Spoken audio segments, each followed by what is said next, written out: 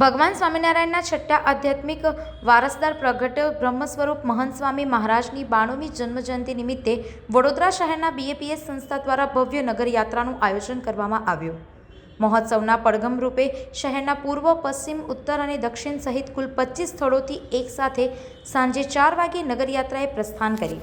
પૂજ્ય સંતોના મંત્રોચ્ચાર અને ધ્વજ લહેરાવવા સાથે શરૂ થયેલી યાત્રામાં સુશોભિત રથો, ભજન મંડળીઓ અને સમાન વેશભૂષામાં ભક્તો, કળશધારી યુવતીઓ અને બાઇક પર યુવાનો જોડાયા હતા.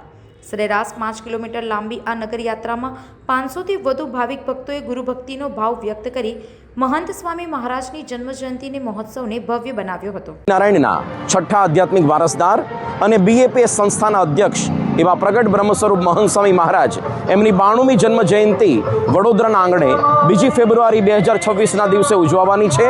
તે નિમિત્તે આજે સમગ્ર વડોદરા શહેરમાં પૂર્વ, પશ્ચિમ, ઉત્તર, દક્ષિણ 25 જેટલી નગરયાત્રાઓ એનો પ્રારંભ થયો છે. આ તમામ નગરયાત્રાઓનો પ્રારંભ સાંજે 4 વાગે સંતો અને મહાનુભાવોના હસ્તે વૈદિક મંત્રોચ્ચાર વિધિ અને ઝંડા ફરકાવીને થઈ. પ્રત્યેક નગરયાત્રાની અંદર 500 જેટલા હરિભક્તો જોડાયા છે, જેમાં એક સરખા ગણવેશધારી ભાઈઓ અને બહેનો અને પ્રત્યેક નગરયાત્રામાં 100 જેટલા બાઇક્સ ઉપર યુવકો અને યુવતીઓ પણ સાથે સાથે બધા જોડાયા છે.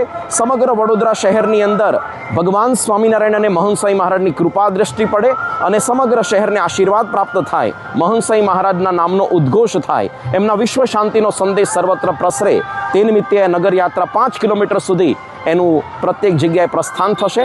અને સાથે સાથે પ્રત્યેક નગરયાત્રાની અંદર 3 જેટલા રથ પણ, સુશોભિત રથ પણ છે. સંગીતની સુરાવલીઓ સાથે આ બધી નગરયાત્રાનો પ્રારંભ થયો છે. આપણે પણ અવશ્ય મહંત સ્વામી મહારાજના 92મા જન્મજયંતિ મહોત્સવમાં અવશ્ય ઉપસ્થિત થઈએ એવી આપ સૌને પ્રાર્થના છે. જય સ્વામિનારાયણ. સંવાદદાતા સાથે અભિપ્રાય ન્યૂઝ, વડોદરા.